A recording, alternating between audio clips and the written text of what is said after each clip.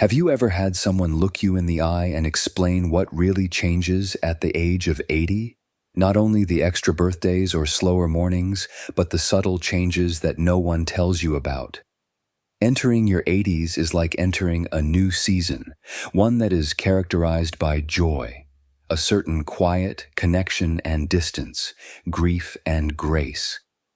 Not many people discuss these topics. They occur slowly, almost imperceptibly, until you wake up one day and ask yourself, why wasn't I prepared for this? The purpose of this film is not to make you feel depressed or afraid. Its purpose is to provide you with clarity, because we face the future with courage rather than surprise when we know what lies ahead. We'll go over 5 difficult but real realities regarding life after 80 today. The friendships that gradually go, the body that no longer bounces back as well as it once did, the growing need for assistance despite discomfort, the silent manner in which the world starts to see right through you, and the intense pain that results from having too much leisure and not enough purpose. It's not simply about loss, though, so don't panic. It's about figuring out how to handle everything with grace, wisdom, and dignity. Please leave a comment below to let me know if you're prepared to approach this phase of life with an open mind and heart. Please like this video, share it with someone who needs to hear it, and subscribe to our channel for more thoughts that honor your journey if you think these truths are important. First, a social group that subtly vanishes. What happens to your world, not your body, is one of the most difficult aspects about approaching 80. The social world, not the physical one. In actuality, people begin to discreetly disappear. They don't want to harm you. That's what time does, not because you did anything wrong. Friends die, the neighbors relocate, siblings become estranged. Even people who used to call on Sundays have started to call less frequently. You might not notice at first. Life still seems the same. You go about your daily activities, but one day you notice that the phone hasn't rang in a long time. This week, no one checked in. It's quieter in the house. It was because no one came over, not because you needed peace. It's not just the quiet either. It's the chats you didn't realize you'd miss until they disappeared, the impromptu visits, the gradual loss of laughing at the dinner table. The majority of your circle is still there when you're in your 60s or 70s. Birthdays to attend, calls to return, movement, and shared energy are all present. However, things change and the pace slows down, not just for you. After the age of 80, you begin to outlive others. Conversations start to become outdated. The world doesn't suddenly disappear, it just floats. I recall an 85-year-old woman named Helen who spent more than 10 years going to the same community center every Thursday. She was well known to all. She always sat close to the piano and brought banana bread. It was a cadence of friendly smiles and voices for years. But people began to cease, coming one by one. Others relocated to be nearer to family, while others died. Some simply stopped going outside. One Thursday, Hella told me, "It's strange. I still sit in the same spot, but the room feels unfamiliar. I'm surrounded by people, but no one knows my name anymore. That kind of loneliness doesn't always look like sadness. It's not loud. It doesn't come with tears. Sometimes it's just the ache of an empty chair or the quiet after a joke no one hears. It's realizing that the people who knew your stories, the ones who didn't need explanations, are slowly fading from your life. But here's the thing. Just because some doors have closed doesn't mean new ones can't open. After 80, connection may not arrive at your doorstep the way it once did, but that doesn't mean it's out of reach. You might need to go looking for it now.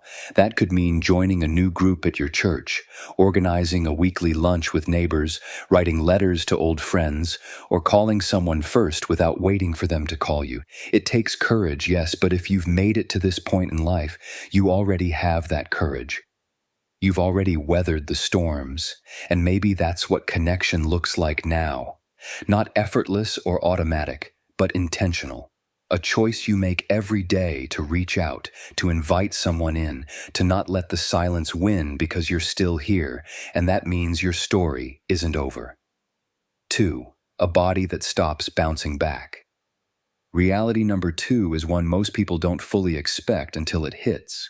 As you enter your 80s, your body no longer whispers its needs. It speaks plainly and without delay. The soreness you used to shake off after a short rest now lingers through the next morning. The fatigue that once faded with a good night's sleep now sometimes stretches into the next day. And the one after that, here's the part that catches many by surprise. After 80, even a minor health issue can change your entire rhythm. You could wake up feeling perfectly fine, but by evening something feels off. A slight dizziness, a cough that doesn't go away, a dull ache in the knee, and suddenly you're sitting in a clinic, hearing phrases like, "Let's monitor it," or "We'll need to run some tests." What you once brushed off now demands your full attention. And more often than not, there's no going back to the way things were before.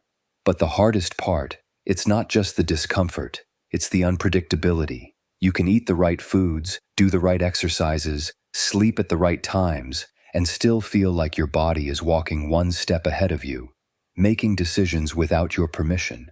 A small stumble can lead to weeks of recovery. A simple cold can take much longer to clear. And when you do recover, you realize things aren't quite the same. Balance feels shakier. Breathing takes more effort. The bounce back isn't what it used to be. I once met a woman named Margaret 82, who was full of energy and loved her independence. She walked to the market each morning, helped in her granddaughter's school library, and spent afternoons tending to her potted plants. But after slipping while reaching for a book on a low shelf, her life shifted. It wasn't the fall, she told me, it was how long it took to come back from it. What started as a minor back strain turned into weeks of reduced movement. Then came muscle stiffness, loss of appetite, and eventually a deep hesitation about leaving the house. "I used to think of rest as recovery," she said, "but now, if I pause too long, my body thinks we've stopped altogether. That's something no one really tells you. That rest can turn into decline, not because you did something wrong, but because aging changes the way the body reacts to everything, even healing. So here's a truth that holds power. If you know your body isn't bouncing back the way it used to, you can begin to shift your mindset not to fear, but to awareness. You learn to treat your energy like something sacred. You pace yourself not because you're weak, but because you've earned the right to move with care. You stop seeing health as something guaranteed and start honoring it as something you tend to every single day. Even if you move slower, you walk with intention. Even if you rest longer, you do it with respect, not guilt, because even a slower body can still carry a determined heart and a wise spirit. If this part of the video spoke to you or reminded you of someone you care about, please comment below to let me know you're still with us. And if you found this message meaningful, please consider liking, subscribing, and sharing this video. Your support helps us create more honest healing content for you and for others walking this same path. 3. A growing need for help. Reality number 3 is one many older adults try to push away for as long as possible. You begin to need help with things you used to do without even thinking. It doesn't happen all at once. It slips in quietly, unnoticed at first. You stop using the top shelves. You grip the handrail more tightly when using the stairs. You hesitate before driving, especially when the weather's bad. Part of you still feels strong, independent, capable, but another part quietly admits some things just aren't as easy as they used to be. The difficult part isn't always physical, it's emotional. For someone who spent a lifetime taking care of others, asking for help can feel foreign, even embarrassing. You may start hiding what you struggle with. You skip the grocery run. You don't mention the bruise from last week's trip in the hallway. You try to change the light bulb on your own. Even though your shoulder has been aching for days, the desire to remain independent doesn't fade. In fact, it often grows stronger. But here's the truth. Independence in your 80s looks different than it did in your 60s. It's no longer about doing everything on your own. It's about recognizing your limits and having the courage to accept support when you need it. I once met a man named Harold, 86, who had lived his whole life by the motto, "Do it yourself." He fixed his own roof, shoveled snow in the winter, and helped his neighbors well into his 70s. But one afternoon while taking out the trash, he slipped on a patch of wet concrete. He didn't break anything, but something changed. He didn't tell anyone what happened, but his neighbor noticed he stopped walking his dog. Soon she began stopping by first with cookies, then with groceries. At first, Harold pushed back. "I'm fine," he'd say, but over time something softened. Their visits turned into conversations. And one day, Harold said something simple but profound. "I didn't realize how heavy everything had gotten until someone helped me carry it." That's the turning point, not weakness, but wisdom. Understanding that allowing others to help doesn't strip away your independence. It actually helps you hold on to it longer. Because when someone gives you a ride to your appointment, or helps lift a box, or installs a grab bar in your bathroom, they're not taking over. They're helping you stay steady, mobile, and safer for longer. And sometimes help doesn't even come from people. It comes from smart adjustments: a stool to reach lower cabinets, a shower chair to prevent slipping, a calendar reminder so you don't forget your medication. These aren't signs of weakness, they're tools of strength. They show you're thinking ahead. You're choosing peace over pride, safety over stubbornness, connection over isolation. Because after 80, the bravest thing you might say is, "Could you give me a hand with this?" And when you do, you're not giving something up. You're gaining something deeper. The freedom to focus on what still matters to you.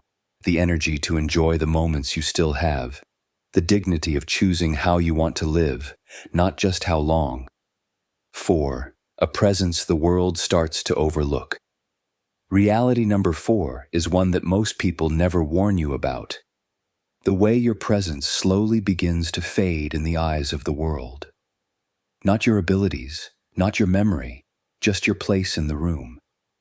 It starts quietly. You're standing in line and the cashier smiles at the person behind you. You're at the clinic, and the doctor directs their words to your adult child instead of you. You're dining out, and the server assumes you need help understanding the menu.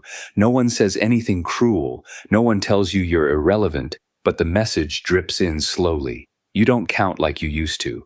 At first, you may laugh it off. You've lived long enough not to be bothered by small things, but over time it settled deeper. And one day, you feel it in your bones. The world is rushing forward and you're being left behind. It's not just that people forget what you've done. It's that they stop imagining you're still doing anything at all. You've built homes. You've worked decades. You've raised families, survived loss, paid bills, loved fiercely, fallen, gotten back up. But now your hair is gray, your step is slower, and the world mistakes stillness for absence. I once knew a woman named Mabel, 87 years old. She volunteered at a community center every Tuesday, helping with history exhibits. She had lived through 2 wars and raised 3 children on her own. One afternoon, a visitor asked a question about a World War II display. Mabel, who had lived through that exact time, stood just a few feet away, but the staff answered instead. They never even turned to her. Later, I asked how that felt.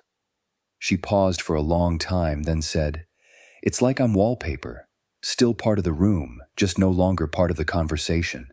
That line stayed with me because so many older adults carry that same quiet ache, not of being forgotten completely, but of being half seen, acknowledged, but not truly valued. But here's the truth: you are not invisible. You are not background. You are not a past tense story. You are here still breathing, still observing, still thinking, still full of memories, and still capable of making more. And just because the world doesn't always see you, doesn't mean you have to disappear from yourself. So what can you do? You speak. Even when no one asks, you share your opinions. Even when someone tries to talk over you, you tell your stories. You vote. You raise your hand. You take up space. You don't need to shout, but you don't need to shrink either. Because every time you show up fully, honestly, you remind the world of what it tends to forget. That age is not absence, and presence is not youth. There is a different kind of strength in those who've lived long enough to be overlooked and still choose to be seen. If this part of the message spoke to you, please take a moment to comment the number 4 below. Let me know that you're still here, still present, still with us. And if you believe more people need to hear this, please consider liking this video, sharing it, and subscribing to our channel. Your voice matters, your presence matters, and your support helps us keep creating meaningful content for those who refuse to fade quietly. 5. A sense of regret if purpose isn't redefined. As you move further into your 80s, a strange kind of silence can settle in, not just in your living room or in the emptier calendar on your fridge, but within you. The rush of life slows down, and in its place comes space. Space to sit, space to think, space to remember. And while that stillness can feel peaceful at first, it can also become heavy, not dramatic or loud, but quiet and lingering, the kind that whispers, "I should have spent more time with them," or "Why didn't I try when I had the chance?" It's the kind of regret that doesn't show up all at once. It creeps in during the quiet mornings or long afternoons when your body is still, but your mind revisits all the roads not taken. And if you're not careful, that reflection turns into rumination, and the days start to feel like they're echoing instead of evolving. We don't often talk about this part of aging. We highlight the joy of retirement, the freedom from obligation, the laughter of grandchildren, and all of those things are real. But so is the question many face in silence. What now? When a lifetime of purpose, raising children, building careers, helping others, comes to a close, it can feel like your usefulness fades with it. But that's only true if we continue to define purpose the way we did in our younger years. I met a woman named June, age 87, who once worked as a nurse after retirement. She spent years feeling adrift. "I used to be needed every day," she told me. "Now I feel like I'm just here waiting." But something shifted when her neighbor fell ill. June brought over meals, offered to sit with her on tough days, and began sharing small tips from her caregiving experience. That quiet return to service reignited something in her. "I don't need a hospital badge to matter," she said. "I just needed a way to show up again." Because the truth is, purpose doesn't retire. It evolves. Maybe you no longer manage big projects, but you manage warmth in your home. Maybe you don't teach in classrooms, but you teach through example how to endure, how to listen, how to forgive. Regret only becomes dangerous when we let it define us. When we sit in it too long without asking how it might transform into something meaningful. But when we stop equating purpose with productivity and begin seeing it as presence, we open the door to something far more profound. You still have value. Enormous living, breathing value. Not because of what you do, but because of who you are. You've lived. You've seen. You've survived. And maybe the most important work you'll ever do isn't behind you. Maybe it's today, waking up with kindness in your heart, curiosity in your eyes, and the courage to ask, "What can I give?" Even if it's just a smile, who can I lift? Even if it's just with a story, that's not the end of purpose. That's the beginning of a new kind of legacy, one built on presence, on grace, and on your quiet but mighty willingness to still matter. Reaching your 80s is a quiet kind of victory, one that rarely comes with fanfare, but speaks volumes in strength. In stories and in scars that only time can teach, you've endured, adapted, and outlasted storms that many never saw. And yet, this stage of life introduces new realities, ones that don't always show up with warning, but arrive in the hush of silence, the slow recovery after a fall, or the echo of a question you never thought you'd ask. Now what? You've just walked through 5 of the most difficult truths about aging after 80. Not to frighten you, not to weigh you down, but to help you see clearly. Because clarity is power. Maybe it was the realization that your world is quieter now. Fewer calls, fewer visits. Maybe it was the way your body responds slower, less certain, more fragile than before. Maybe it was the growing need to ask for help and the discomfort that comes with that. Or perhaps it was feeling invisible in a world that no longer sees you as the vibrant person you still are. And for some, it's the ache of purpose when days stretch out and you wonder what they're meant for. But whatever truth stood out to you most, I want you to remember this. You are not alone. These shifts do not make you weak. They make you real. They mean you've lived enough to feel deeply and reflect honestly, and you still have choices.